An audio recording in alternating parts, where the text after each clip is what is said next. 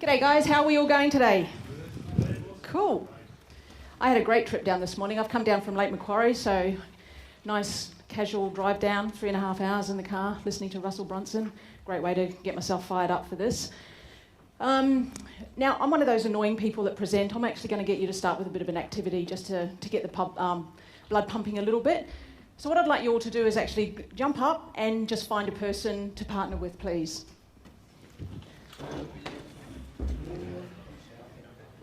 It can either be someone that you know, or if you want to meet someone new, it can be someone you don't know as well.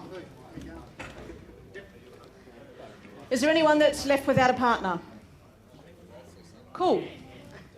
Okay, so what we're going to do, you've got a choice of two things. You can either be a pirate with a sword and say armour hardy, or you can be a cowboy with all guns blazing and go bang bang. So I want you back to back, back to back, and on the count of 3, I want you to jump around and come out with your weapon. 1, 2, 3. Righto, we might do that one more time. One more time with a little bit more gusto this time, guys. Okay. Here we go. 1, 2, 3. Fantastic. Okay, just by show of hands, where are my cowboys? Fantastic. Where's our pirates? Okay, you guys brought a sword to a gunfight. Not good. Just grab a seat. Now, the reason I actually start with that, guys, is because in business today, it's really important that we actually choose and utilise the right tools to actually take our businesses forward. And one of the things that I'm here to talk to you about today is how to utilise messenger marketing and how to automate that process using a chatbot. Just before we get going, who here has a business Facebook page? Just by show of hands? So pretty much everybody. Who has a personal profile on Facebook? And who has Messenger on their phone on Facebook? Who's on Facebook more than 10 times a day? Just one long song count? One. That's like 24 hours a day. Anyone on that doesn't actually go into Facebook at all during the day? Is there anyone that's managed to stay off social media at all? Just one person. Well done. Guys, this is one of the reasons as businesses we actually need to be on social media. As much as it can be a pain in the butt, because it is a fairly time-consuming, I guess, technology to get into, it's something that we really need to embrace and get through with. So I'm going to show you how you can actually do that today. I thought probably to start off, it might be really good for you guys to know a little bit about myself. My name's Elly Hurley. I have been in Australia for most of my adult life, from across the ditch in New Zealand, so please don't hold that against me. Still an All Black supporter and always will be. I started, when I was 30, I had a bit of a, I guess, life crisis at 30 and decided I wanted to join the cops. Something I wanted to do forever. I'd always wanted to be a police officer. So I went down to sunny Goulburn and came out, yeah, no, it's not that sunny, and graduated in 1997. So I had an absolute blast when I was in the cops. I was in for about 8 years, and it's when I really realised that I just loved helping people. One of the problems, though, in the police is that we're very governed by the government. So every 4 years there used to be a change of what was going on, where the biggest crime problems were, and our help wasn't really help. We went from a service to a force to just New South Wales Police in the time that I was in. So when I was about 38, I had an opportunity to go into business by myself, which I did. And it felt a little bit like this. This was a fairly significant birthday I had recently. Some of you guys might notice this. This is up at Stanwell Tops here. Never ever jumped off anything in my life before. Decided to do it when I turned 50.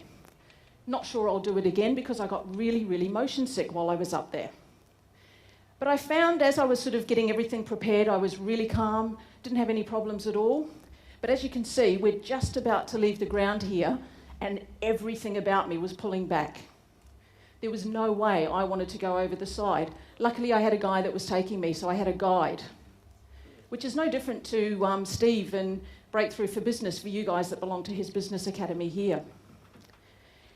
And then So I think one of the things that we really need to consider is who we surround ourselves with. Middle of last year, I had the opportunity to go over to the States and spend 2 days with the digital marketer team. And this is me here with Ryan Dice. Who here is familiar with Ryan Dice and digital marketer? Just a couple of you. They have something pretty special in the online space. Ryan does over $100 million a year. And he's someone that is really good to actually follow from the point of view of seeing what he's doing. This little napkin here is what he bases his whole business on. And I got to spend a day in the digital marketer's office after the 2 days that I invested while I was over there. So this is myself and Helen. Helen was meant to be with me today. Unfortunately, she couldn't make it. She's lost her voice, so she wouldn't have been much fun up here. And we haven't quite trained Pixie yet to talk, although we would love to. So we have a company, we're co-founders of a company called Nudge Marketing, and we're very much into funnel optimization and the customer journey, which is why when Messenger and chatbots came along, we were so excited. But it wasn't until towards the end of last year that we actually pivoted into this full time. And the reason we did it is because we've seen this now as a real opportunity for businesses moving forward. This is Pixie. She's our chatbot. She's even going to hopefully wave to you. Not today. She does wave as well. We animated her because we wanted to make her something pretty special. Pixie is actually our employee of the week every single week now. She's our best performing salesperson. She never argues with us. She never has a bad moment. She never gets grumpy when the customer says a bad word at her. And she's just generally pleasant. So she's kind of like our concierge online. When someone comes through Messenger for us, Pixie's there to greet them and to walk them through what it is that she wants to do. And I'm going to give you guys an opportunity to interact with her a little bit later on today. There you go. So I guess the thing more than anything to point out is that you guys are in a position with a really, really exciting opportunity right now. This is the biggest opportunity that we've had as business owners since Facebook opened up their advertising in 2012. Now, this isn't something that I say lightly. At the moment, there's only 300,000 chatbots in existence worldwide. So there's a hell of a lot of room for businesses that want to jump into this now. And I've got a couple of examples of chatbots that I'm going to show you a bit later. But if you think about it, back in 2000, Google AdWords came along. People that jumped into Google AdWords when it first started made an absolute killing. There were millionaires that were being created within a very short period of time because those guys were able to advertise, get their message in front of people, and do it really cheaply. They were getting penny clicks. People that sort of came in 5, 10 years later were having to pay a hell of a lot more to get their message in front of the same people. 2007, the next opportunity for businesses came along. And that was when SEO came out. This was even better because this was free. We didn't even have to pay for SEO to begin with. You just stuffed your website full of keywords, and everything was fine. Google changed that though, so then we had a lot of SEO experts that came out, and we had to start paying them, so it no longer became free. Email marketing became part of the mix at that stage. And then Facebook advertising, which is the big daddy. Who here actually has advertising or does advertise fairly regularly on Facebook? So about a third of you? Cool. Messenger's going to become the world's biggest marketing channel in the next 5 years. Now, this isn't just a claim I've made. This is something that's come out of America. We've got some fairly big e-commerce stores over in America, and even Mark Zuckerberg himself has said that there's about 80% of all communication between businesses and consumers will actually take place through Messenger by 2020. So, as Russell says, you're only one funnel away. We've actually changed that up a little bit, and now you're only one chatbot away. This is why you need to be thinking about Messenger as one of the platforms that you actually use to target your market on. There's 1.3 billion people on Messenger every single month. The stats that you see in the orange here In 2018, 8 billion messages were actually sent between people and businesses. And that was a combination of automated and ones where someone's actually sitting behind their keyboard typing to people. 53% of people have said that they would rather message a business, and if they have that opportunity available to them, they're more likely to shop with them. And as I said, there's 300,000 active bots now on the Messenger platform, and that is growing rapidly. This is why Messenger has become so important. At the end of 2014, the social apps were overtaken by the messaging apps, which is also the time that Mark Zuckerberg made us all download the Facebook Messenger app. Who remembers that you were forced to actually download the app if you wanted to use Messenger on your phone? Yeah, who resisted when that first happened? Was there anyone? Yeah, I did too. I was like, why should I download this new thing? But as you can see, the trajectory of the graph for messaging is on the rise, and it's actually had another kick just recently, and that is at 2016, which is when Messenger was opened up for businesses. So what is Messenger marketing? Anyone want to have a crack? No? Same as similar to SMS marketing, where it actually populates in the Messenger feed as an actual written ad. Sure. Okay, not quite, but fairly close. That's one way that you can use Messenger to market. Basically, Messenger marketing is permission-based marketing. This is where we have the ability as business owners to actually send messages to somebody that gives us permission to send it straight into their private personal profile Messenger app. And it's a fantastic way for us to be able to engage and to sell to our prospects and our customers.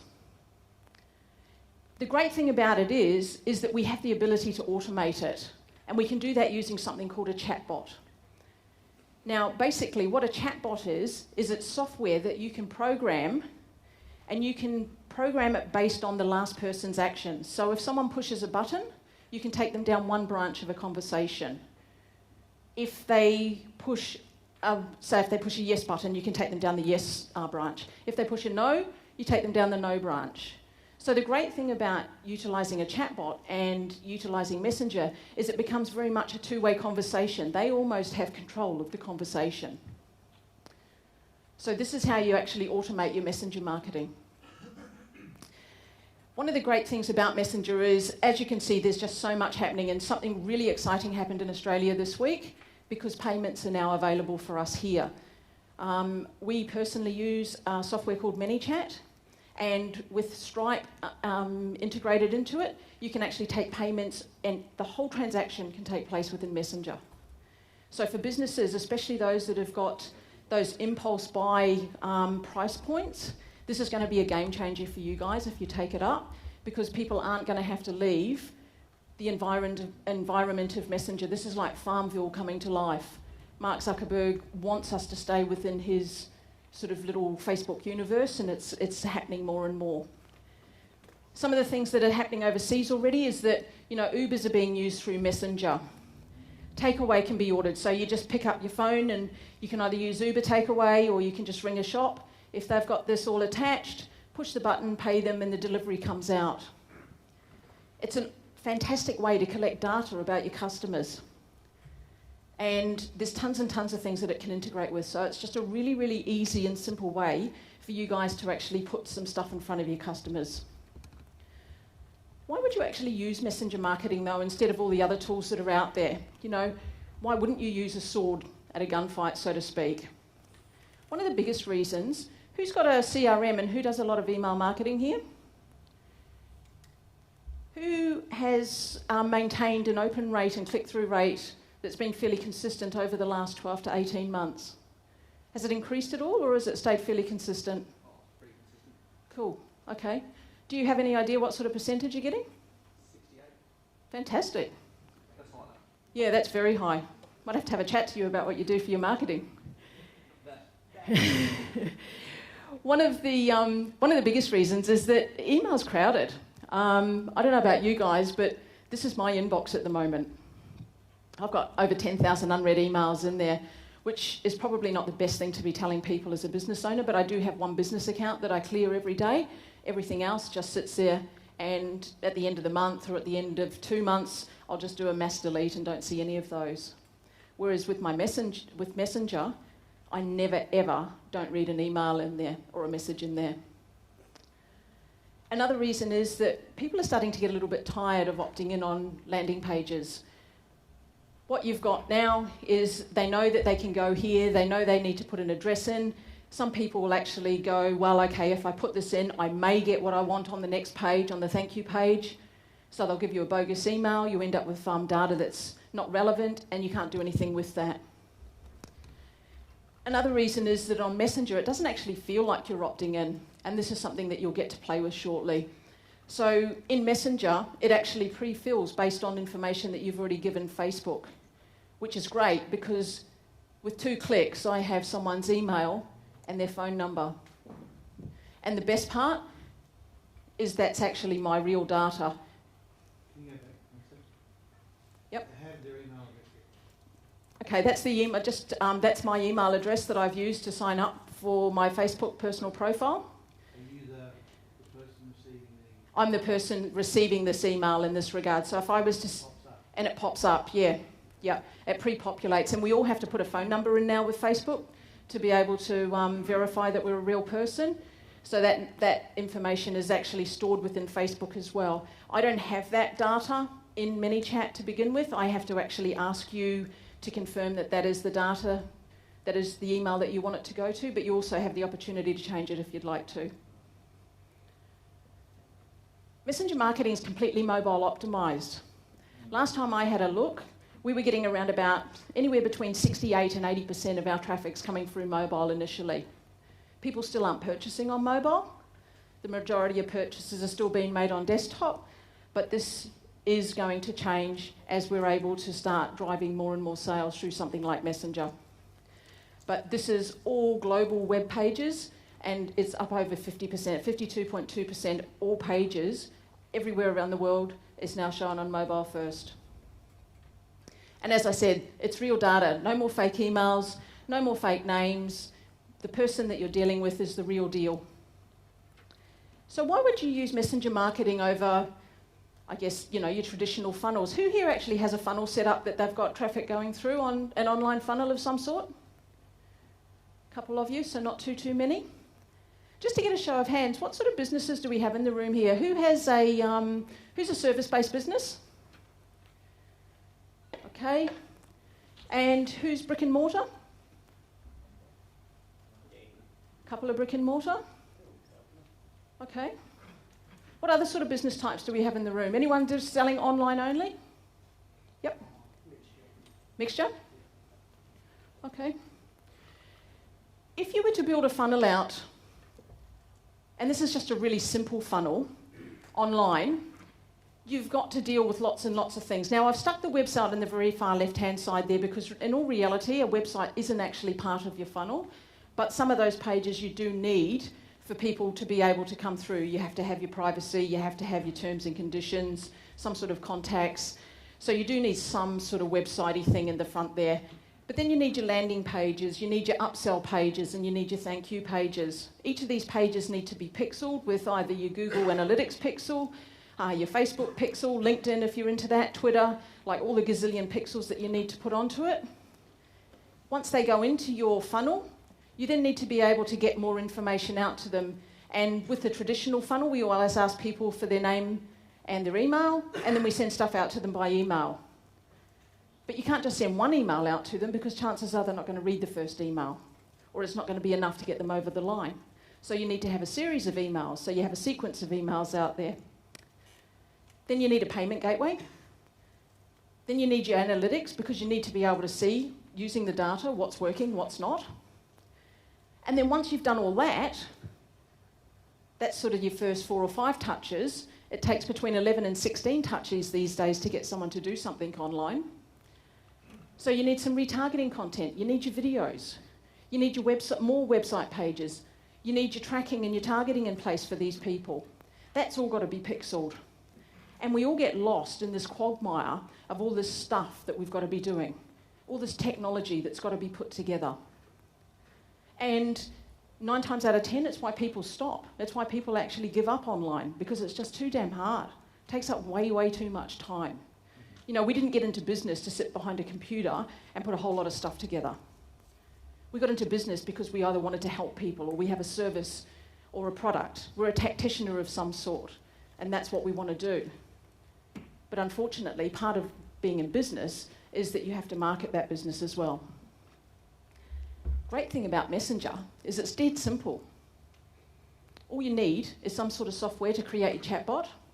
In this particular instance, this is the ManyChat logo that I've used here.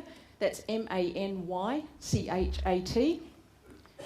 ManyChat is some software that you can actually begin utilising for absolutely no charge at all, just to get in there and have a little bit of a play. If you add a Stripe account to that, one becomes a hell of a lot easier to put together than the other. And this is why Messenger is so exciting. It's one of the things we love about it. It allows us to speak to customers and have them speak back to us without us just speaking at them constantly. And we can now continue through and get sales from them. If you bring something called Zapier into that, is anyone here familiar with Zapier? Okay, quite a few of you, cool. Basically what Zapier is, it's like the glue that holds all of the different applications together that you've got on the internet. So you might have a Google Sheet that you need to send some information into from, in this case, ManyChat from your Messenger chatbot. You use something called Zapier to be able to send that information from one application to another, and it just sort of sends it across really seamlessly. So when you do this, you've pretty much got automation nirvana. You can do anything at all. You can send information into your CRM, so you can be touching people with emails, as well as utilising Messenger to get in touch with them as well. Now, there's 2 parts to create a chatbot. It's not just a case of actually sending the messages out. I think this is where a lot of people sort of get a little bit stuck with it, because there's no point. Messenger is the tool. It's how you're communicating with people. You've still got to be able to drive traffic or to have some sort of way of getting people into that. So the 2 parts of the chatbot are, you've got the messaging and the automation, and this is just a really simple picture here. This is a welcome flow that we put together, and it just shows you that everything's built on blocks. And as you're looking through here, anytime you see something like this, little bubbles, these sort of things, that's where people get the choice of saying yes, no, or something else. And you can have different types of buttons for people to click on. You can have ones that always stay in place, that they can go back and change their mind if they want to, or you can have ones that you put in there that as soon as they've made their choice, all the rest of the buttons disappear, so they can't go back and change their mind, which is a great way to be able to run quizzes or something like that.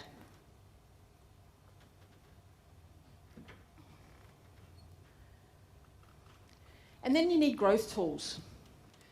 This is actually how you start to drive traffic into your Messenger. And there's 2 different types of growth tools. You've got growth tools that you can put into your traditional website. So instead of having a landing page on your website, you can put a button in there that people click that then take them straight into your Messenger. And the great thing about that is that you're bypassing anything where they have to enter any information to be able to go to that next stage with you. And then the conversation that you have becomes a lot more friendly and a lot easier for them to have to do. The other types of growth tools that you can use are to do with Facebook advertising. I'm going to show you a messenger code here a little bit later. It's like the old QR codes. And that's a really great way when you're doing workshops. For those of you that have committed to the workshops that Steve was talking about earlier, having one of these at a workshop is a fantastic way to get people to commit to some sort of ongoing message with you once they've attended that workshop. I beg your pardon? It's the one that's got the Pro next to it. It says Facebook Messenger code. And I'll give you a card shortly that's got it on it so you can see what it is. The other thing that you can do, there's one on the right, the bottom right-hand side there called Customer Chat. Now, this is slightly different to the chats that you can get on the side of a lot of the websites like your Telstras and things like that, where you're actually talking to a person. This customer chat is something that you set up and it's all pre-programmed, and you can do it a couple of different ways. You just initially want to ask them a really binary question, a really straightforward question to get them to commit to some sort of yes or no. And then once they're inside Messenger, you can start to push them through different parts of what it is that you want to do with them. So this is an example of 3 of the growth tools that you can put on your website. So number 1 that you can see up there where it just says send to Messenger, that was for people registering for a webinar. Instead of having to go through and select the date, put their email, put their name, put their phone number in an opt-in form, all they had to do was push that button, push a couple of bubbles inside Messenger, and then they were registered and that information got sent to Webinar Jam, our webinar provider. Really, really seamless and really straightforward. Number 2 that you see on the right-hand side, this is the customer chat that I was talking to you about. So when you click on Chat Now, the great thing about that is it actually pops up inside the website. It doesn't leave your website and go into Messenger. The conversation takes place right there. So if you've got someone on a sales page, you've got someone on one of your inquiry pages, and they're not 100% sure about something, you might have questions that get asked all the time about a certain thing. This is a really good opportunity for you to be able to answer those questions there and then. Once they get the answer that they need, they go back to the page and complete the purchase. And then number 3 is like a traditional pop-up. I only use the exit intent pop-up. I'm not a big fan of these pop-ups that pop up all over a page after I've been on it for about 10 seconds when I'm starting to read a blog. Quite often I'll actually close the blog and won't bother going back to read it because I find it really frustrating. So in relation to your actual, like a customer journey, I guess, at the top here, these are your growth tools. So this is where you sort of got your website, and in this particular case here, we've got the pop-up that comes up. And then once someone clicks on that, they jump into the messaging and automation, and that's how a chatbot really goes together with the 2 parts. Has anyone got any questions before I move on to the next stage? All travelling well? Perfect. So we are going to have a little bit of fun, and we're going to play with Pixie. So if everyone could grab their mobile phones out.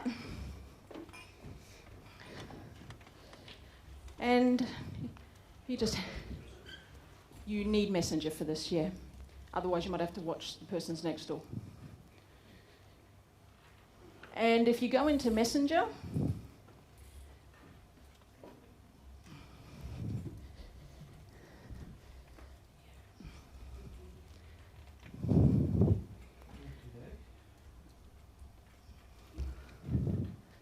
for those of you that have got your cards already, when you click on Messenger, just click on the little picture of yourself in the top left-hand corner. That will bring up a big picture of yourself in the middle. Just click on that. And then up the top, there's something called scan code. If you click on that, do you guys want to have a playback here?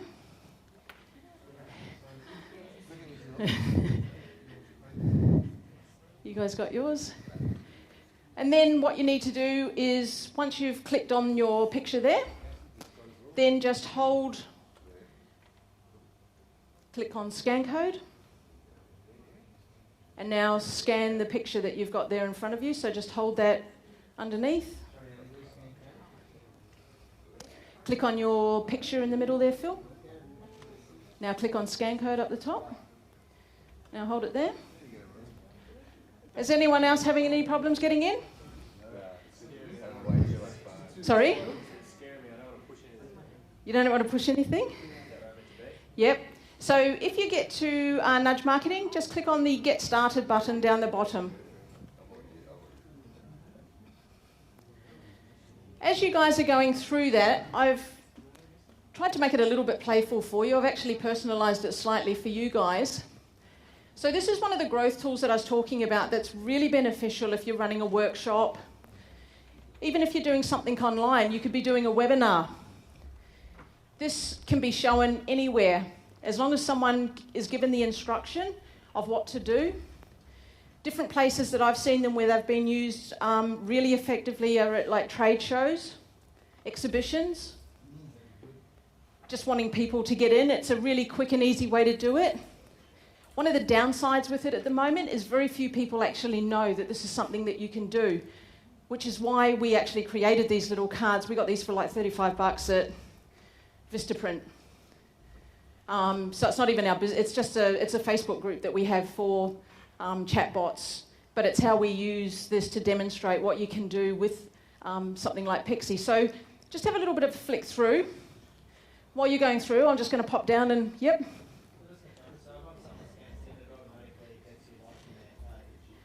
No, it doesn't get you liking their page, but it gives you then permission to be able to send them messages in Messenger from your business.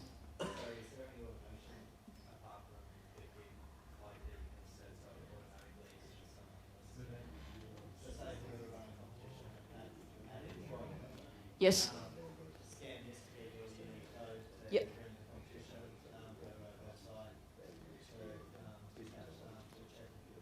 Yes. You couldn't get them from the initial scan to automatically, no. You would need them to go through Messenger to begin with, but then what you would do is actually you could include a button that would then flick them back to your page, and then just with your messaging you would say, look, we are running a competition. One of the samples that you will get in here is a restaurant coupon that we did at Valentine's Day earlier this year, and what that did was that we got people into the chatbot. From the chatbot, we got them to take action, and if they won a free dinner for two. If they didn't, they went into some sort of draw to get, they got a free entree. And it worked extremely well from that perspective. Yep. Sure. You were saying that this type of site would work for you. Yes. So if you're running a webinar, Yes. how do I get it to scan? What you would need to do is you actually would just put that picture on one of your slides. And no, what they would need to do, you would have to then walk them through, tell them to pick their mobile phone up and scan it on their computer. But walk them through the same way I did just here. No, I use Acuity Scheduling for my calendar. I used to use Calendly. The reason I've changed, which has only been recently, is with Calendly, I could only send information from ManyChat to Calendly. I couldn't send it back. The API didn't talk to itself very well. With this, you will have noticed that when you went in there, your name and everything was already all pre-filled. Acuity Scheduling. It's about the same price too. Yeah. So this, the picture that you've got there, that obviously our system or our marketing will generate a picture that's based on our, that'll direct them to our Messenger page, I'm assuming. Yeah, the great thing about these messages, I already had these cards pre-made for something else that I had done, and I did a different one today for this specific workshop, which is that one up there, but then I realised I didn't have that I could give you. So what you're able to do is you create it as a growth tool, and then you can actually send that to whatever message that you've got set up. So all I did this morning is I went in and changed the where this got sent to, so it went to the flow that you're seeing rather than the flow that was set up initially for it. Future promotions as well. Correct. Yeah, so if you were to get something printed up and you did 4 or 5 different trade shows and you wanted to personalise it for each trade show, you could actually use the same printed material and then just update it for each of them. Which... So the public are going to eventually, you're saying it's going to be the biggest type of marketing, the public Yes. are going to eventually know that to scan something that's got that image, Yep. similar look, that they do it through Messenger and the process you showed us, the same as the, is it the barcode that they've got to scan when you can get information on something? Yeah, if you've got something like, I think is it one of the Fitbits or something that where you can scan a barcode and then it gives you all of the nutritional information. Yeah, it's going to be a similar sort of thing. It's like anything. It's all about education initially. You've got to just walk people through the steps that they need to take, but the more people that do this and the more people that will walk through those steps, the easier it's going to be. You know, kids coming through school know about this or will know about this way, way before people that we're doing business with are going to. But it's not a difficult process, and you just sort of go walk through and show them like we have just here, and people don't normally have any problems with that.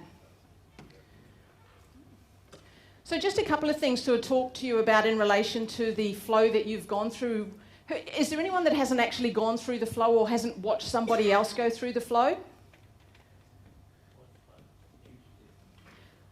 Sorry, good. That's a very good point. I'm speaking tech geeky, silly talk here. The flow is the messaging. It's the term that we use to refer to how our message is put together. So I guess instead of saying email, I say flow, so I'm sorry about that. It's just the messaging.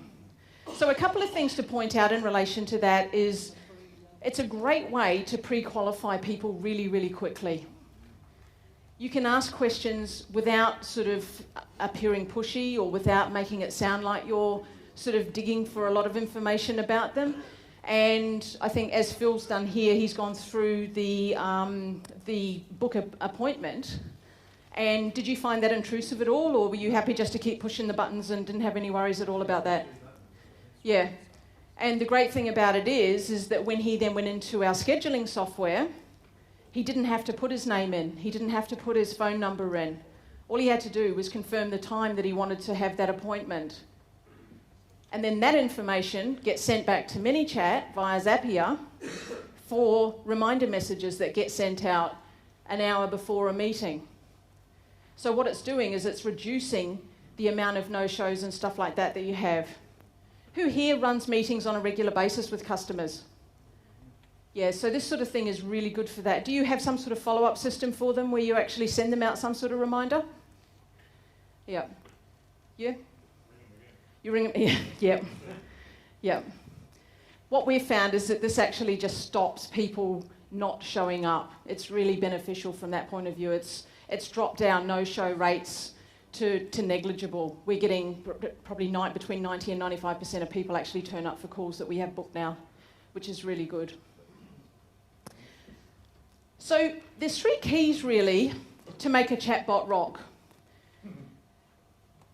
Part of what you've seen with Pixie, we've tried to bring a bit of humour into Pixie, and I'm going to go through that shortly and get you to go through a bit of an exercise, I think, which will be quite helpful for you. But the first thing is you need some sort of strategy. Strategy is key to anything that we do in business. So this doesn't actually just apply to Messenger. This applies to anything that you're doing to move your business from where it is to where you want it to be. You need some sort of business growth plan. You need some sort of marketing plan. You can't just wake up and go, I think I'm going to open what am I going to open? I'm going to start selling flashlights, and I'm going to do it online, and I have no idea how I'm going to do it, and I don't know who I'm going to sell it to. The chances of that business getting off the ground are nil and none. But if I was to plan it out, it's exactly the same as when we go on holidays. You know, when we plan on holidays, I think Steve was saying earlier that they've got a holiday planned shortly and they've got some lovely things in place. But all of these things had to be planned and pre-planned. You have to book things. And business is no different. You must have a strategy in place to be able to take someone from this point in their journey to this point down here. Now, if you're lucky, that little bit in the middle is exactly what they need. So when they get to this stage, they pay you the money rather than pay someone else. Because this is where a lot of people go wrong.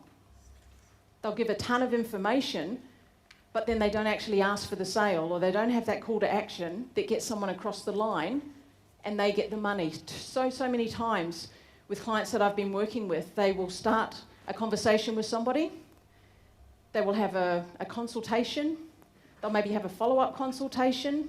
They give a ton of information away. Like too much. The person becomes overwhelmed. They don't know what to do with it in some cases. But they give a ton of free content away.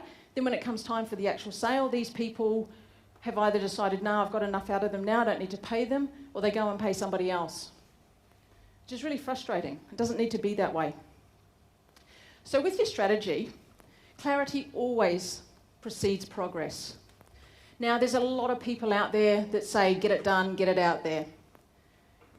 And yeah, I agree with that to a point. I know perfection versus progress. Progress is probably a little bit better. You've got to get it out there. There's nothing, you know, perfection can't sort of just be sitting on your desk waiting for that last T to be crossed. But you can't be putting crap out there these days either. You've got to have some sort of I guess, pride in your brand, pride in what you're doing. And Messenger is a great way to actually be able to do this. It's a great way also to test the market. If you've got a new idea and you're not 100% sure whether or not it's going to hit or not, send some information out to people and ask them questions. See whether or not they are interested. And that's where you're going to get your clarity from.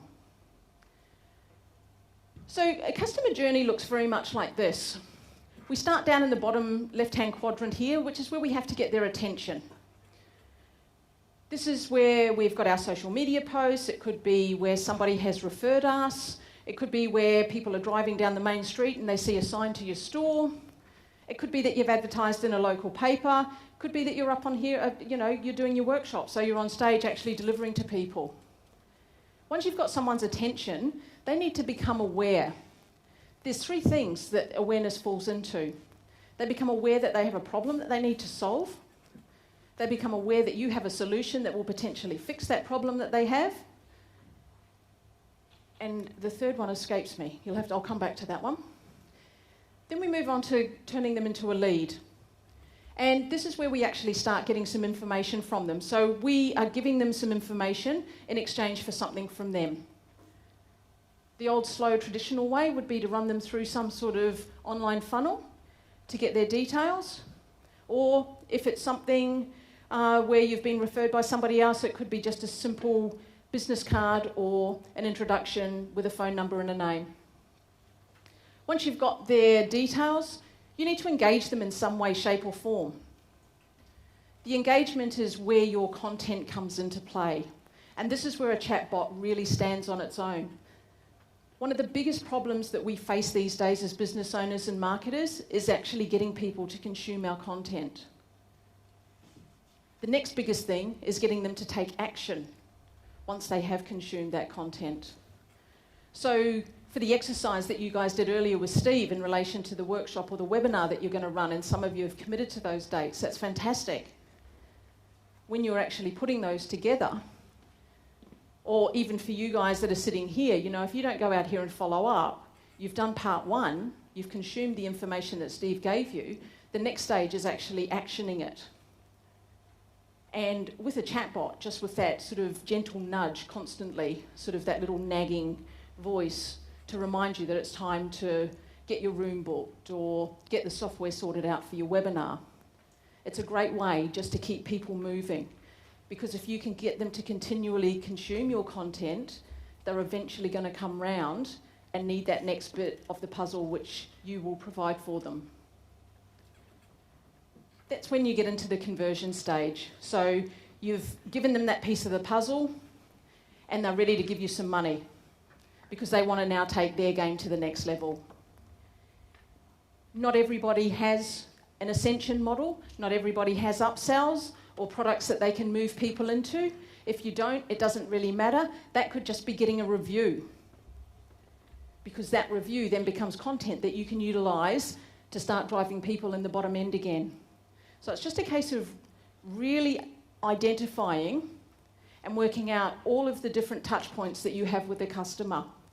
So what I'd like you to do for the next 5 minutes is just jot down your current customer journey, all of the different touch points that you have with a customer at the moment, and just see where there might be some glaring gaps or some places that you might need to do a little bit of work.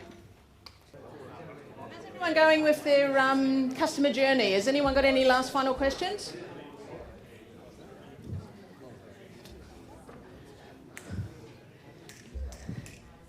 Okay, are there a couple of people that would like to share either their experience going through Pixie and how they found it? I've just had an interesting conversation down the front here because it's the first time, I'm sorry, I'm not sure of your name, sitting next to Karen? Mark. It's the first time Mark's actually ever interacted with a chatbot. And initially he was sort of resisting the fact that it was sort of throwing this stuff up, but then he realised very quickly that he was directing the flow of the conversation by the choices of the buttons that he was pushing on. And one of the other questions I got was in relation to how long it took me to put that flow together. It probably took me about an hour and a half. But that was writing everything out, sourcing all of the imagery, and getting it into some sort of flow. I am getting quicker as I build them. I've built out over 50 chatbots for other businesses now, and I've created over 100 flows for myself. So it's not something that is too time consuming. You can almost get lost in them. So it's a little bit of fun. So who's sort of got a customer journey that could do with a little bit of work? Who's got a couple of points where they can see that there's some significant drop-offs from one step to the next step? Yeah, where is that? Ours is mainly around post visit. So once say if someone goes behind the scenes booking, Yes. because it gets managed through guest services. So could you just tell me what you do before? Oh, sorry, wildlife park services. Okay, yep, So we get a lot of behind the scenes bookings. yes. Where we do capture the data and everything else from the people. There's no real automation around the post engagement and being able to upsell or on-sell to their friends. Right. So there was an ability to actually do the bookings through something like this. Yep. And then it had automated processes post, which you could then share to your brand for their chance to get a % off.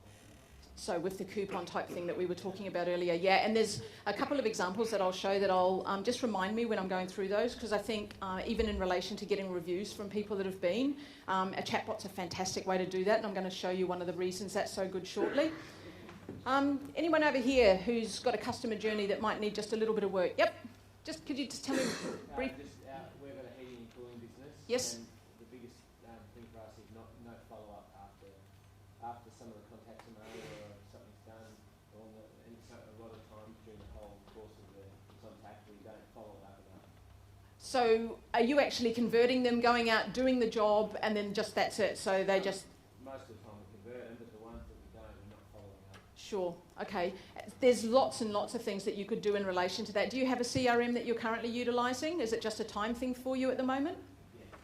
Yeah. We've just got to set that better, Yeah. So having something like a card that they could actually scan, then they can go into your system just as a reminder, or just into some sort of follow-up system, is a really simple way for you to actually get people and then start engaging with them. And you could be doing lots of like add-on sales, I guess, with heating and cooling. You know, have you cleaned your thingy out and all that sort of, sorry, I'm not very technical, but I'm sure you know what I mean.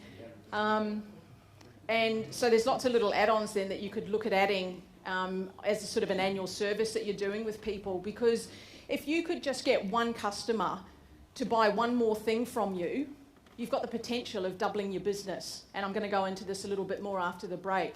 And that's one of the things that a chatbot and Messenger is actually really, really good for, because it gives you the ability just to sort of, I'm not going to call it sneaky. You're not sneaking anything in because you're sort of blatantly putting it in front of them and giving them the opportunity to push a button to buy it.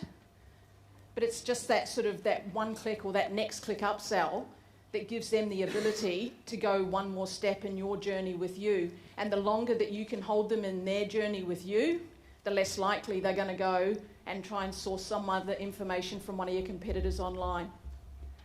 So we're going to have a... Am I about right, Steve? Yeah, perfect.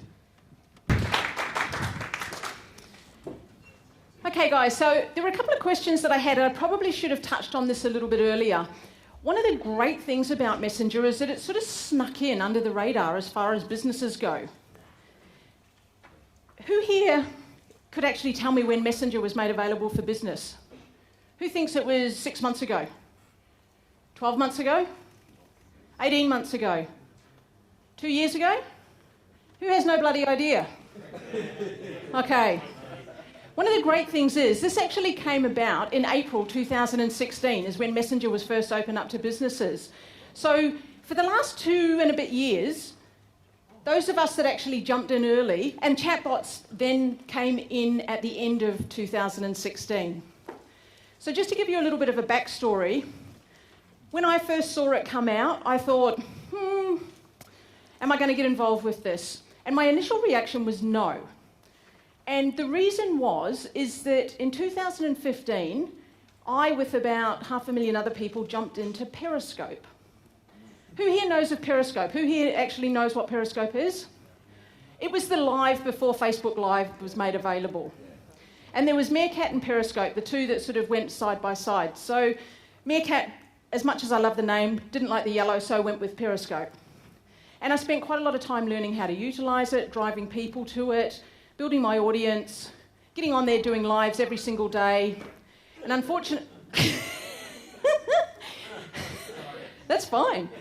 And unfortunately what ended up happening is that it ended up pretty much going belly up, and it still exists, but no one uses it anymore because there's that big blue behemoth company called Facebook that decided Facebook Live would be a better option for us as business owners.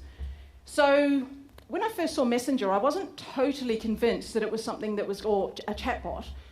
Wasn't actually 100% convinced that it was going to stay around. I dabbled, had a little bit of a play, set one up on our business page, didn't do too much with it. Built a subscriber list. We got up to a couple of hundred people probably in about 2 months without doing too much, which was pretty good, but then I sort of just let it sit there and didn't follow up or do anything else with it. And it wasn't until one of our clients came to us in about July last year, and she'd just gone through a separation, so she was in a bit of a pickle. She had a young kid, hubby had taken off, and she needed to make some money quickly. She was self-employed, and the good thing is that when she was in a relationship, it didn't matter if she had a good month or a bad month because there was sort of the backup of the second income or the primary income in the company. And so she didn't have any income at all and she needed to do something really quickly. And I thought, well, what's a really good way for her to get her services out there? She offered website, she was creating website for small businesses, and she was doing a little bit of social media management. So we put a chatbot together for her and put a package together, and we took people through Messenger. And we sent it out to her email. She only had a really small email list, a couple of hundred people. Drove them into Messenger, put a couple of posts up on Facebook. We spent $50 on ads.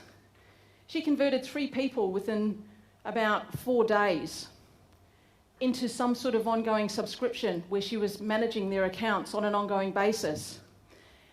And then within 10 days, she had another 3 clients that also signed up. So I sort of sat up then and I thought, wow, there is something about this. And it was really easy. It wasn't a difficult sell. It was a little bit like Pixie. People just went through, pushed a few buttons. They took control of it. Do you want a website? Do you want social media managed? Do you just need some blogs written for you? And it was as simple as that. And it's taken off. And she's actually now got a couple of VAs that she's employed that are doing some of the excess work that she's got.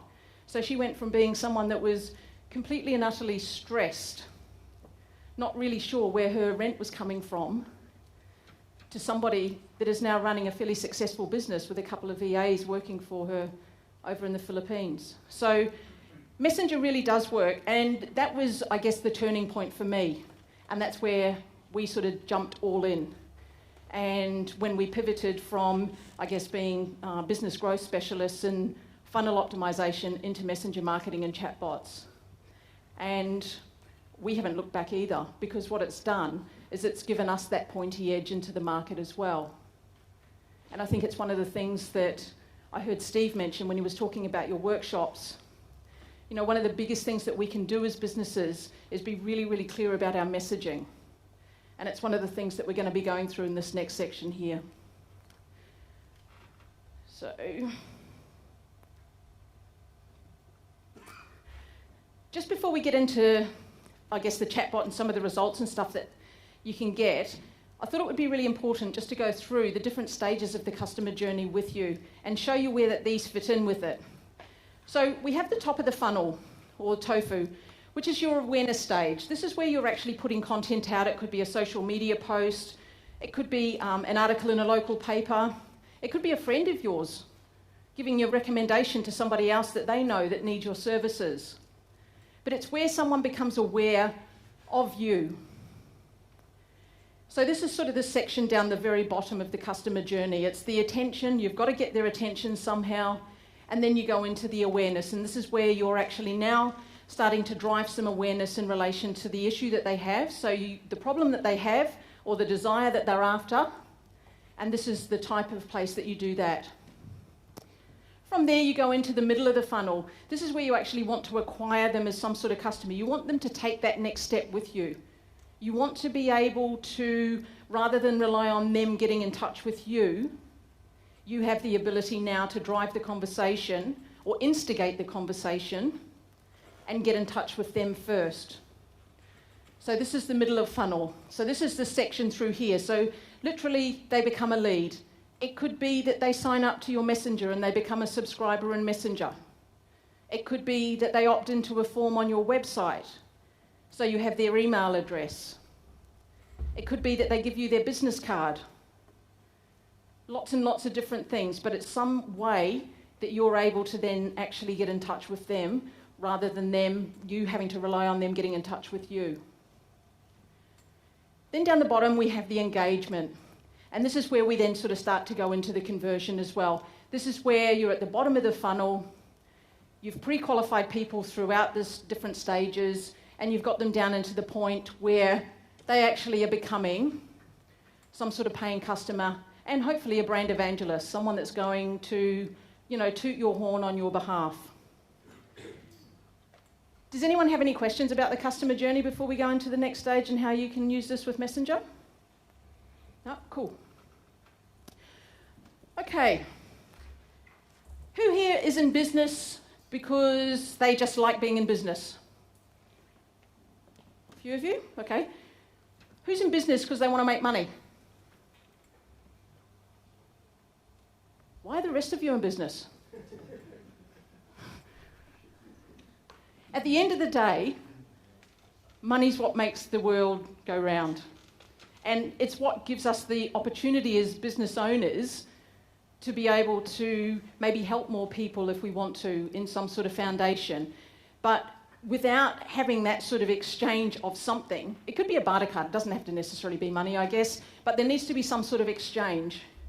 Not just because you want to get rich, but because if there's no exchange or no commitment from the person that you're working with, they don't value what it is that you're giving them. They have to be all in. There's no point. We could sit down tomorrow and I could do a full day strategy with one of you. But if you're not all in, that full day strategy is going to be an absolute waste of time because you're not then going to go away and take the action steps required to go to the next step. So there needs to be that commitment from the other person as well.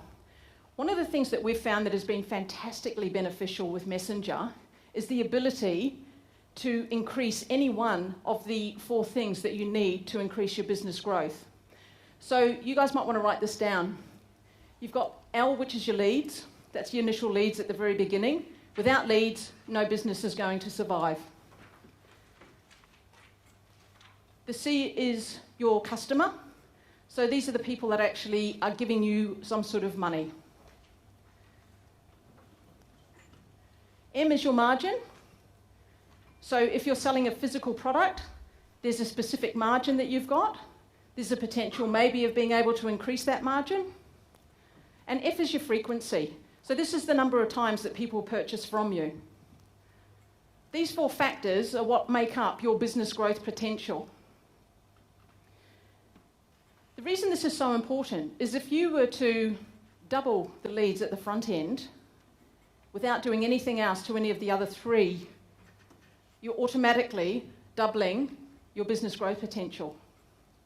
Now, the chances of doubling your leads and not having some sort of impact on your number of customers is fairly slim. If you're doubling your leads, chances are that you're going to probably increase your customers maybe by 1/3, so it'll be 1.3. Which would increase the 2 to whatever the math is for that. Now, so if we were to double our customers as well, so we've doubled our leads and doubled our customers, we don't have 2 times business growth, we now have 4 times. The reason I'm talking about this here, before we get into some of the results that you can get with Messenger, is just to get you to start thinking back to the customer journey we did and the customer touch points that you have, and looking at where you've identified some of the gaps. Are there gaps that you have that you're not getting enough leads in the front end to begin with? And is that what you need to be concentrating on to begin with? Is it acquisition? Or are you getting all of the leads that you need, but you're not getting them to that next stage? You're not taking them over the line, so you're not actually converting them into a paying customer of some sort. Are your margins too low? Do you need to look at sourcing your product from somewhere else? Or if you are a service-based provider, do you need to decrease the number of hours that you're spending with a particular customer to increase those margins?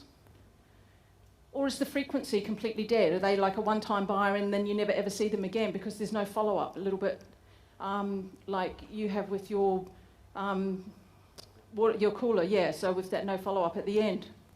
So there's lots of little things that you can do at each of these different points. And as we go through these next few stages of the customer journey, just think about where it is that you could maybe make the biggest impact on your business right now. Because I know time is a massive factor for all of us. You guys are going to hear tons of different things over the, today and tomorrow, but you're not going to be able to implement them all straight away. Some you may not want to implement at all. But the ones that you do need to go into some sort of timeline for you. It's no different to the workshop or the webinar that Steve was talking about. You need to get that calendar out and you need to set yourself a deadline. Because if you don't add it to your diary and you don't give yourself a deadline, it's never going to happen. So going back to strategy, which is the first thing to get your chatbot to start rocking, the very first thing that you need to do is you've got to work out what your desired outcome is. Is it that you actually want to acquire new leads at that first instance? Now, here's an example. So acquisition is this bit down here, so it's the quality lead that you're getting. The reason I put quality there is because you've already pre-qualified them in some way, shape or form, and it's not just, you're not just putting stuff out there and just getting a gazillion leads in. We could all do that if we wanted to. It's just not worth it. You want to be speaking to your people. You want to be speaking to people that are likely to follow through your journey at some stage. So in relation to acquisition, this was just a very quick thing that we ran through a Facebook group back in the end of February. And we were able to get 131 leads in less than 12 hours with no ad spend whatsoever from this post in a couple of Facebook groups. Now, the bit that you can see here that's got the orange around it, that's one of the growth tools that I was talking about earlier. So that's one of the two parts of a chatbot. It's just, all it is like a link. It's like a URL to a website page.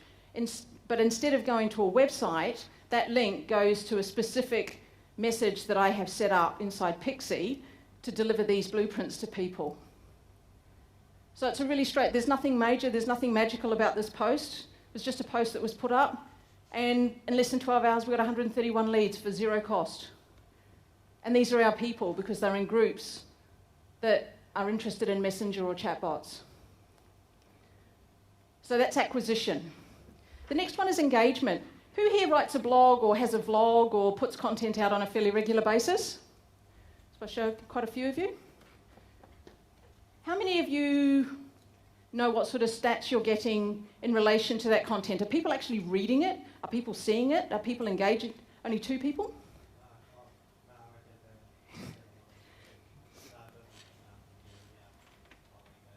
Cool.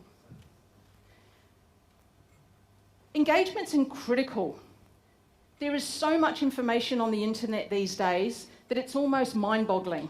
When you type something in now, the chances of getting onto page 1 are nil and none, unless you've done a hell of a lot of work and paid a lot of money to someone for your SEO, or if you got your website up a long, long time ago and you now have ownership of that, or you're paying Google a whole heap of money and you're actually appearing in one of the first 2 or 3 ad slots on page 1. So engagement with your content is critical. And that's at that stage there. Just a couple of stats here to show you the types of engagements that you can expect in Messenger. And these haven't been inflated. These are real stats from different companies. Not all of these are our own results. Some of them are from colleagues that also use this. This one here is for a blog that's been sent out to people. As you can see in the stats, it was sent out to 2,739 people. Of that, it was delivered to 2,693, so a fairly high delivery rate. It was opened by 1,939, so 72% of people that saw this message opened it. The next figure is the one that's really important. It was clicked by 555 people, not because it's 555, but because it's 20.6% of people that actually saw this actually clicked through to the content that was sent out to them. So for you guys that actually have content going out, that are sending it out either via social media or email, have you got open rates anywhere near like this? This is why it's so powerful. Here's another example to show you. This is actually an e-commerce store over in America. This guy does around about $27.5 million a year selling female beauty products. He sent an email out to 188,000 people. Of that, they were clicked by 1.2% of people. 1,782 people clicked through. He sent 9,722 messages out, exactly the same offer. Of that, 2,520 people clicked, which is 26.7%. As you can see, 19 times less messages were sent out, but there was over 41% more click-throughs. This was going to a sales page for a product that was worth $29.50. And then there's upsells after that as well. So with a click-through rate that is 41% higher, you can imagine the impact that this is going to have on the bottom line of that particular business. And now that we can take payments in Messenger, this, I suspect, will actually even be higher. You can also set something up in a chatbot so that it sets up a sequence of emails to go out over a period of time. It doesn't have to just be one message that goes out like you guys interacted with today with Pixie. So in relation to something like this one here, we've got 4 messages that went over a period of 4 days. And you can see with the open, it might not be all that clear there, but on the first day, there were 1,274 emails sent out, 308 were clicked, so 24.5% click-through rate on that one. On day, the second email that went out, which was actually on day 3, 1,174 messages sent, 232 clicked, click-through rate of 20.1%. On day 4, so the third message, this one was an anomaly and I still haven't to this day worked out why this happened. 1,035 messages were sent out. Of those, 705 were clicked, which was a 73.3% click-through rate. That was going to an offer page. The take-up on that offer was the highest I've ever seen in anything like this, which was nearly 43%. And that was a product at $47. Then on day 6, there was one last follow-up message sent out. 802 people received that, and 155 clicked. The reason that one's a little bit lower is because we did actually have a condition in there that those people that had clicked through to the offer in the message above didn't receive that last message because it was a bit of a double up. So there's lots and lots of things that you have a capability of doing within Messenger with the automation.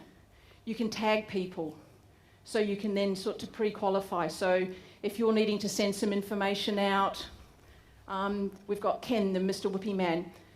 If he's got people that are having weddings, they're going to want information about wedding packages as he has and not necessarily kids' birthday parties. So he has the ability to be able to send messages specifically to those people only. You can set conditions so that in this case here, if somebody does actually take some sort of action, you don't follow up with the next message because it is a follow-up message to try and get them to move through the next stage of the journey with you. Is this making sense, guys? This is from MailChimp, which is one of the mail providers that puts out standard open and click-through rates. And I've just taken a snapshot here. So consulting, open rates about 19.54%, click-through rate 2.26%. All of this can be obtained on the online. E-commerce 16.75% with a click-through rate of 2.32%. Education and training 22% open rate, which means a 78% no open rate, and a 2.63%. Did I do that math right? Yeah. 2.63% click-through rate. So you can see the difference just from those couple of examples there, the difference in the engagement that you can get with people if you're actually sending some of your content out using Messenger as opposed to sending it out as an email. And if you think back to the slide that I showed you with my email with over 10,000 unread emails on there, that's why these numbers here are a lot lower than they used to be. And just a little bit of humour for the end of the day, because I know we're sort of pushing on hard here, guys. You know, the results are quite unbelievable. When I first started to see some of these, I really, before I jumped in and started using the program myself, I was really quite sceptical about some of the stuff that was being shown. I think, you know, it's been a long time. We've all been around long enough now to know that there's a lot of people out there that perhaps deliver or offer the world and deliver a grain of sand. I haven't found that yet in Messenger. It's actually going really, really well. So the third part of a strategy would be monetization. So if you have a really good, strong acquisition at the start of your funnel, you're happy with the number of leads that you've got coming in, you don't need to worry about that right now. You're happy with the engagement that you've got on your content, you don't need to worry about that right now. But you're really falling down in converting people. You're getting them to the point where they're sort of staying in that friend zone. And it's a zone that none of us want to be in. I guess it's a little bit like, not that I actually am on the dating scene, but I can imagine it's sort of, you know, like if you're really, really interested in somebody and you go out and you meet them, have a drink at the bar, and there's never any chance that you're going to get to second base because they just see you as a mate. They're happy to give you a nudge and have a drink with you, but that's not what you want. That's not what you want in business either. You know, we're in business to actually get people to move through the journey, as much for them as it is for you. Because we don't want them stuck here in this place of constantly having a problem. They're just living that sort of Groundhog Day over and over and over again. So you want to be able to monetize what it is that you're offering them. And this is sort of starting to get up towards the top end of the customer journey. Here's an example of a pizza shop that used a coupon to do this. And this is actually over in the States, so it is slightly different. Now that we have payments here, this is quite applicable here. But this here, it was about a $900 ad spend over a 3-week period for this particular result. They got 2,500 Messenger subscribers. Of those, 2,213 actually confirmed their email address by clicking a bubble. So they ended up with 2,213 contacts in a Google Sheet. And of them, 349 people actually redeemed a coupon, which was worth about $6,000. Who here would spend $900 to get $6,000 in return? Yeah. And it was all done through one ad on Facebook, and everything else was driven into Messenger, and it was all done through Messenger. The last part of it is retention. Once we've actually got that customer and they've committed to a program, and it could be something like the Academy where there's a whole heap of information in there, but what we want to do is we want to reduce the churn, we want to reduce our refunds. A great way to do that is to get people to engage with your content, to actually use what it is that you've given them. The biggest reason people ask for their money back is because they haven't got off their butt and haven't actually implemented what it is that you've told them to implement. It's got nothing to do with you and everything to do with them. And that's where Messenger comes into it. Because with Messenger, what you can do is you can walk them through the steps. Just baby steps each time. Step 1, do this. Step 2, do this. Step 3, this is the result you should expect if you've done 1 and 2. And keep on going. When you do this, you actually hold on to that customer and they become a lifelong customer. So this is where they start to jump up into the top end. They become a brand evangelist. They start telling their friends, their business colleagues about you and how wonderful you are as a person. This is the best type of business that we can hope for, is when we're being referred by somebody that's really happy with the service that we've offered. I was speaking to someone in the break about getting reviews, and this is one of the best results I've ever seen in relation to a really simple broadcast that was sent out. This guy had a few people that had left a couple of crappy reviews, and his 4.7 star was down at 2.8%, and he just didn't know what to do to increase it. Most people were really happy with his service, and I don't know about you guys, but what I've found is that as consumers, we're pretty happy to jump on social media and bitch and complain if we're not happy about something, but we're not all that quick to jump on and leave a review when we've had a really good experience. Who in here, out of interest, has actually written a review that's been positive. Oh my God, brilliant. I'm going to have to give you all Nudge Marketing's page a little bit later so you can write me a review. We've got action takers here. One of the good things about Messenger is you can actually pre-qualify that person though beforehand. So what you can do is you can find out whether or not, you'll just ask them a really simple question. You know, were you happy with XYZ, whatever that is, whatever you offer? Yes. Ask them to give you a review. No. Ask them why they weren't all that happy and then put it right. Because a customer that is fixed up, and that's not the right word, a customer that is that you've made happy is far more likely to then go on and tell other people about that experience than someone that's sort of just gone through a mediocre type of experience with you. Reviews are a great thing to be asking for in Messenger at that back end of a sale. And we all look at reviews these days. The first thing I do now if I'm looking at going to a new restaurant or somewhere new is I jump online and I see what the reviews are. And sure, there's people that leave crappy reviews because they just had a really bad day, but you discount those. So that review is only shown on your Facebook page? Correct.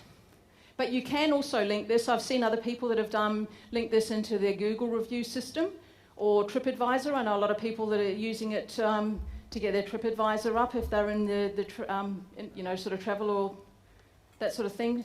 It is easier with Facebook because it sort of all stays within the same platform. But all you have to do is you have a button that says go to Google.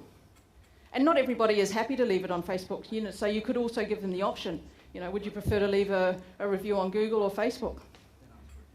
Do you automate that review so they just click on something to review? Yeah, you can actually drive them straight to the page where they can then choose the number of stars that you want. That's it. Yep, and then you can ask them to write something nice about you. Yep. You can also coach them. One of the things that I found with reviews, like a lot of people, like say on LinkedIn, for example, I've got a couple of people that wanted to leave a review, but they really didn't know what they should say or what I wanted them to say. So you can just give them a couple of words that would be appropriate to add into the review that would be beneficial for other people that are reading it. So it's a great way to coach people in relation to the type of things that you'd like them to leave a review for. How do you get people into this? So if you've got customers that haven't necessarily been in your Messenger before, Yep. and you'd like to get reviews, how do you get them into the Messenger in the first place to actually ask them? That's a great question. If you've got what sort of business have you got?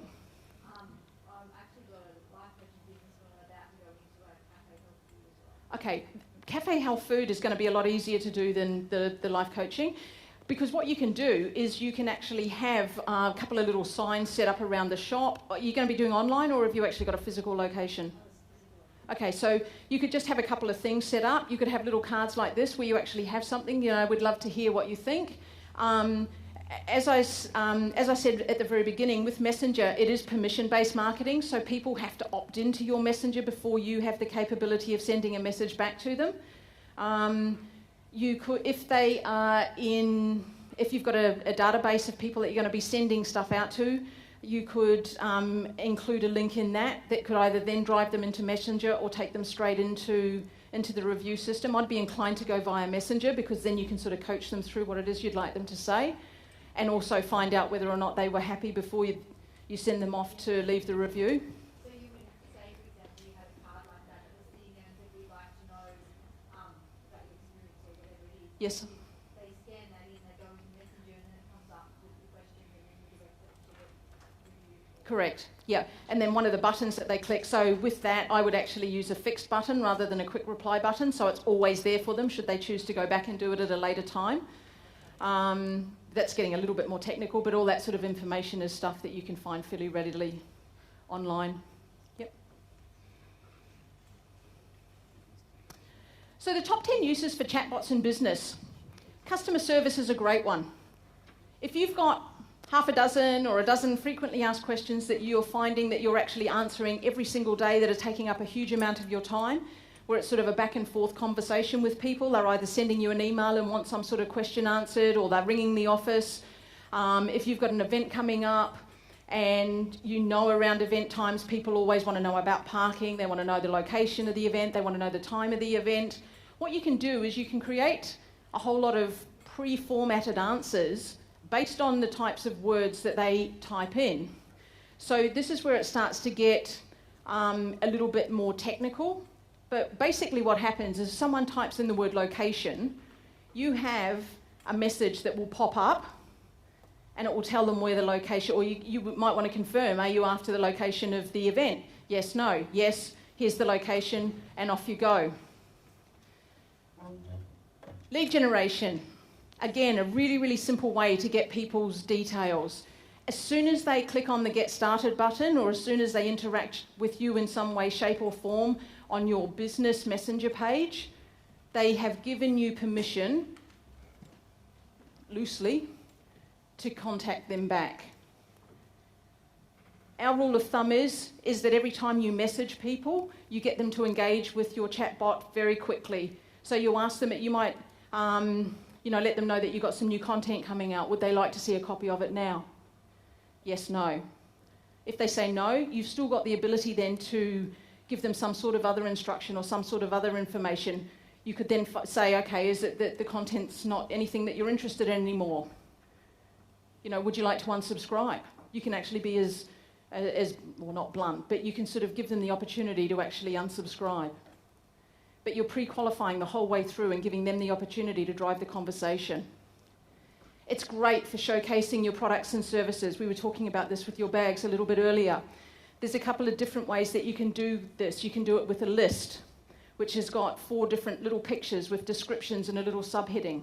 Or you can do it like I did in the demonstration with you guys for Pixie, where you had the 5 or 6 different options that you could choose in relation to the type of business help that you needed and what it was you wanted to do. Those pictures that are on there can just be a picture of your bag in your example, or it could be a picture of the service that you offer. With your Whole Foods, it could be something that you've got a special box on or a subscription box that you want people to sign into. And it can have more information, and then it can also have a buy button now. That buy button will then allow them to pay you through Stripe. Same with sales. This is how you can pre-qualify those leads and get them to commit to something really, really quickly. Now, I'm not talking about your sort of $1,000, $2,000, $15,000 sale here. But if you've got something at the front end of your product that's one of those sort of almost like an impulse purchase. It could be that if you're a life coach, you might have an ebook that they can work through that you sell for $7 or $27. And it's got a very an online course that goes with it to help them work through it. You could offer that because that's kind of like that's that impulse buy. Anything under $50, people are pretty quick to push a button these days. Start getting up over that, start to see $100, not quite so much. Market research, this is one that we've had a lot of fun with. What you can do is you can actually create quizzes, or you can do market research within Messenger. So for those of you that are looking at maybe testing the ground with a new product line, but you're not really sure whether or not it's going to hit with the customer base that you currently have, what you can do is you can send out some information about it, give them the opportunity to give you feedback on it before you've had to go through that process of creating it. So you're asking them questions the whole way through. We did a quiz on LinkedIn profiles and had 21 questions. We had over 90% of people that started the quiz finish it. Which is, yeah, it was fantastic. We did have a good hit rate on the, we did run this online prior to going into Messenger with it. And we were getting around about sort of 45 to 55% of people going through it on Messenger as well, on the website as well. And did you get them dragging over to Messenger from LinkedIn? No, most of the people for that came from Facebook. They actually came through Facebook or through blogs that we had written. And we had a couple of images in the blogs, or we had send to Messenger and complete the quiz in Messenger.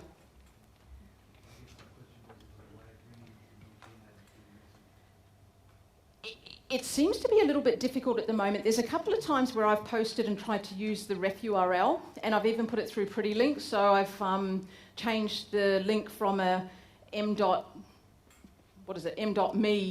link, and LinkedIn haven't actually allowed me to upload that post. Now, I don't know if it was just that was a bad day for LinkedIn, or if they've got some sort of block in there. And even when I turn it into a nudgemarketing.com/ whatever it is, as the pretty link, it's still being recognised by Facebook Messenger, by LinkedIn, and they're not allowing it to be uploaded. So there is a little bit of an issue in that regard at this time. Content distribution, we talked about this a little bit earlier, about getting your content out there, getting people to actually engage with it and consume it. The website engagement tools. This is where you can put a button on your page. They have the ability now to change it, so it's not just send to Messenger. It could be that you want them to learn more. One of the things that I've really found where people get a little bit hung up with this and get lost is that if you don't tell people that this is going into Messenger, people think that they've gone to the wrong place and they leave straight away. So you need, it goes back to educating people to let them know that this is going into Messenger and you will be communicating with them in Messenger from here on in. Segmentation and targeting. The segmentation is where you're asking questions and getting them to go down different branches of the conversation that you're having with them. The targeting is where, based on the click that they made or the branch that they've gone down, you've actually put a tag on them within ManyChat or within the software that you've chosen. So you can then go back in, and anyone that has asked questions about, I don't know, say a backpack that's got two bags, so you can send them information about that. If you're running a webinar, a workshop or an event, it's a great way to get people to sign up. We've been using this to sign up, get people to sign up for webinars, and have found that the turn-up rate is up around 62.5% at the moment. Before we were using Messenger, we were getting around about 30% of people onto our webinars. So we've nearly doubled the amount of people coming into the webinars because of the follow-up that we're doing in Messenger. The last one goes out 5 minutes before the webinar starts, and that's the one that seems to get them on over the line. Excuse me.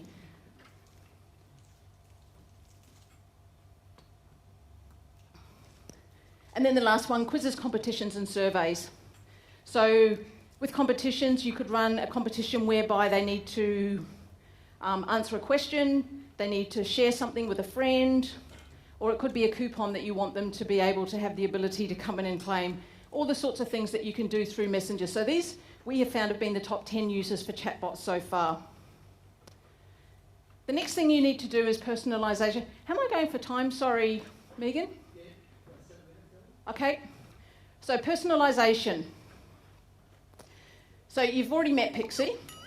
When we created Pixie, we sat down, and I'm going to show you a screenshot. I was going to get you to do a little task, but I think we're going to run out of time, unfortunately. You sure? Okay, cool. So we sat down, and Helen and I are quite different. I don't know if you remember from the picture at the beginning. I'm a blonde, she's a brunette. I'm a Kiwi, she's a Pom. I'm a little bit geeky. She's completely not geeky, although she does like the technology side of things. She's sort of, I guess, very strategic. I tend to be a little bit like the sevens that just sort of jump in and have a go, and she'll be right if I get through it till the end. And we kind of want Pixie to be like that as well. We wanted it to be a bit sassy. We wanted it to be fun. But we also needed her to have some sort of tech savviness about her. Because we are at the head of the pack at the moment in relation to this, and we are sort of leading the charge. We've got the people that have gone before us, which is great, because they're the ones that have, if you've heard the old story of the pioneers with the arrows in their back, they've already done all the hard work and they've got the arrows in their back, so we're actually able to sort of tiptoe around behind them. So we put a lot of effort into Pixie from that point of view, which is why one of the reasons we animated her, and we've got a lot of people that are actually doing this as well now. But just to give you an idea, here's a couple of different things we've got.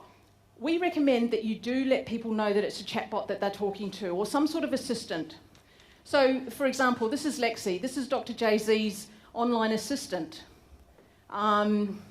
This is a plastic surgeon's chatbot that we've created.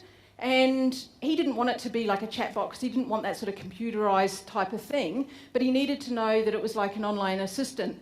We've worked with a dentist that's got an online dental assistant as well. So it's just about working out what it is that you want and how it fits into your business. This is Ralph. This is one of the first chatbots I ever integrated with, and it's one that I would suggest you all go and play with. He's Lego's gift bot. He's based up in the UK, so we can't actually buy stuff, but to go through this bot gives you a really good idea of the types of things that you can do with it. This next one, some of you guys might know.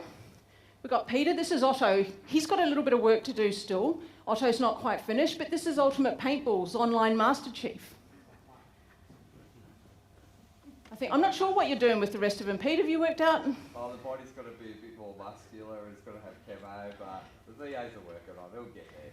Yeah, I thought he was a little bit round and a bit roly-poly. It was pre-mossy, so we got mossy, and then new mossy. Okay, so we're going with the new model. So we're going to go with the 8-pack. And then we've also got Calm, which is 1 Million Meditators online guide.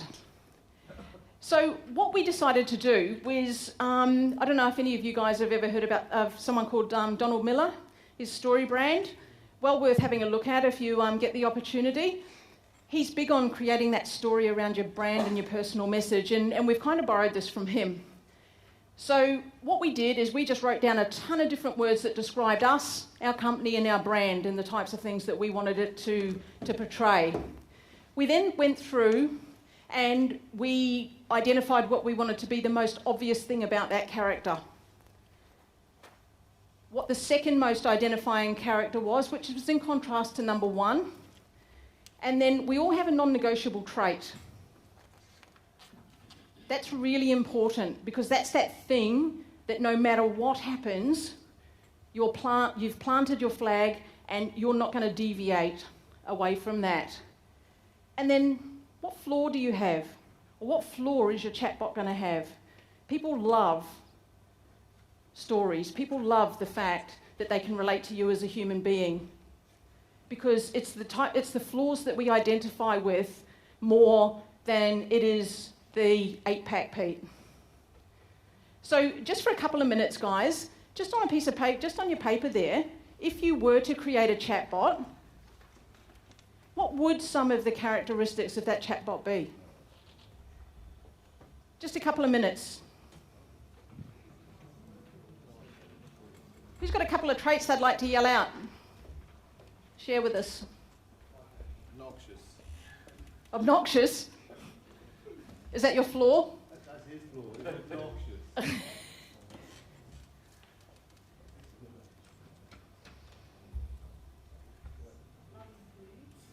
Food lover? Yep. Happy? Yep. Yes. Yep. So it's sort of like that familiar figure that's sort of like, yep, it's like the aunt or the uncle. Yep. Probably health conscious as well for yourself, like someone that's actually sort of more conscious of the types of things that they would, yeah. Yep. About you guys up the back there. Eye patch before. Pardon? An eye patch. An eye patch? Oh, gotcha. Okay. Honestly, it's actually quite hard to do because when you start writing it, you start writing it as yourself. Yes. So I started writing as I would as Abby, and I'd be like, woohoo, and all the rest of it. And my character is around Sherlock Holmes. Yes. And I kind of then went, well, Sherlock Holmes wouldn't go, woohoo. So I actually found it quite interesting trying to get into character. Yep. To go, actually, what is sort of consistent with the voice of Sherlock? Yep. Because he wouldn't say some of those things. And one of the important things about that is to realise that it's also the voice of your business, and with the type of people that you're dealing with, especially with the people in the sort of the more corporate side of things, it's important that you've sort of got that little bit of corporate speak to it. And that's part of this. That's part of the reason that this is so important. Like that first column, we actually ended up splitting into 3 different columns, and we go into quite a lot of detail in this. One of the things we do is show people how they can actually build their own chatbots out. And we actually ended up doing this ourselves because we had us as individuals, we then had our company, and we had our brand. And the 3 columns actually were slightly different, but then we were able to pull out different things from each of them, which meant we were able to come up with Pixie, who is now a sassy, fun-loving, geeky tech who can help anybody that wants any information about messenger marketing, funnel optimization, or customer behaviour. And that's the purpose of doing this sort of process. You're not going to come up with this in 2 minutes now, but it definitely is something worth doing. Not just for Messenger. Every time you create some sort of content, you need that content to have a voice that's your brand or your company, because that's what people are going to actually relate to. Yep. With chatbot, Yep. can you actually set up like within Messenger so it can actually geotag different locations? So say if I want one character to be for the domestic market and another character to be the international market, is it intuitive in that sense, or it's just one and that? Not at the moment, it's not. No, you would need them to actually, but your first question could be, do you live locally or do you live overseas? It's just two questions that you could ask, because the chatbot's actually attached to your business page. So that business page, I wouldn't be surprised if it does come eventually, but it's not a capability right at this particular point in time. The third thing you need is the conversation. Now I'm going to go through this a little bit quicker than I probably should have, but with conversation in Messenger, it's not like the conversation that you would have when you're writing an email or something like that, which can be quite long-winded, or a long-form sales page. Conversation in Messenger is a whole lot of little boxes that are all interlinked with the person reading it being able to click a button to decide which way they go down the path. And it's about keeping these as short and sharp as possible. So the conversation that you are creating has got to take the user from where they are, so they're in that sort of stuck, depressed, I've got a problem, or I've got a really burning desire that I haven't quite achieved yet, to the stage where they actually have achieved that. If you can get your conversation in Messenger to do that, these guys are going to have their checkbook out or their credit card out, and they're going to push that pay button before you can say gee whiz. I like that. When you're writing your copy, put yourself in your customer's shoes. Who can tell me what this acronym stands for? Yep, that's what it's all about. They don't give a shit about you or your product. They want to know how they're going to get from here to here. Your product or your service, this little bit in the middle here, that's just the vehicle. But they're not interested in the vehicle. All they want to know is that they can achieve whatever it is at that end that's their burning desire that they're waiting for. So this is a standard length of a sales cycle. It's not quite the number of touches. It's about 11 to 16 touches. This is what we've noticed in chatbots. The sales cycle has shortened quite dramatically. And it's not because the touches have lessened, because the touch points actually in some points have actually got a little bit longer.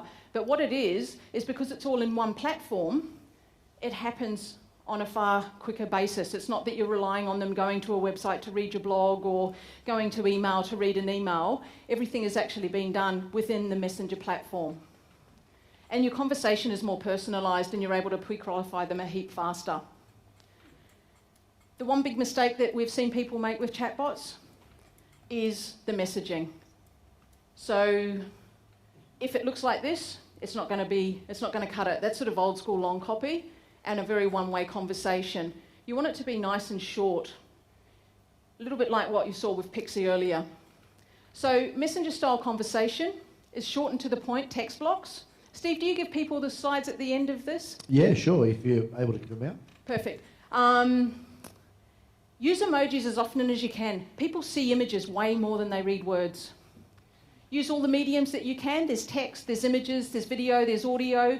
Audio I found works a real treat. That's where you just pick your phone up, say something really quickly. You can't personalise it from the point of view that you say, hey Steve, so pleased to see you at the workshop yesterday. Is there anything else I can help you with? But it would be, hey, saw you at the workshop yesterday. Is there anything I can help you with? So it's still personalised from the point of view that they hear your voice. You just can't put their name in it because they're not that smart just yet. Personalise the conversation. You have the ability to actually insert their first name or any other information it is that you get from them. And make it interactive, because the more the reader feels they have control over the conversation, the longer they're going to stay with you.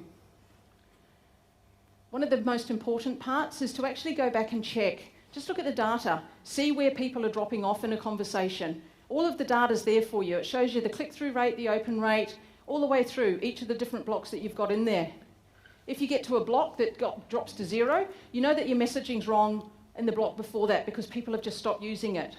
Or something's gone wrong with the technology, but then you have an opportunity to go back and put it right. At the end of the day, Oprah says this beautifully. As humans, we want to be seen, we want to be heard, and we want to be understood. Chatbots give us the ability as businesses to make our customers and our prospects feel like this. We can make them feel seen because the conversation has been personalised to their needs. They feel heard and they feel understood, so they want to continue communicating with you. Chatbots give us that opportunity. So going forward, guys, I want you fellas all to be the sumo wrestler, and ladies. You know, stay ahead of your competitors. Embrace the technology because it does serve us in our businesses. This is a really rare opportunity. If any of you have any questions in relation to this, please feel free to reach out to me, either book one of the 15-minute calls or just send me a message via Pixie, or if you really want to, you can pick the phone up. I'm not real flash at answering the phone from people I don't know, but I will. Join the chatbot revolution, guys. All right, what about a big round of applause for Elly Hurley?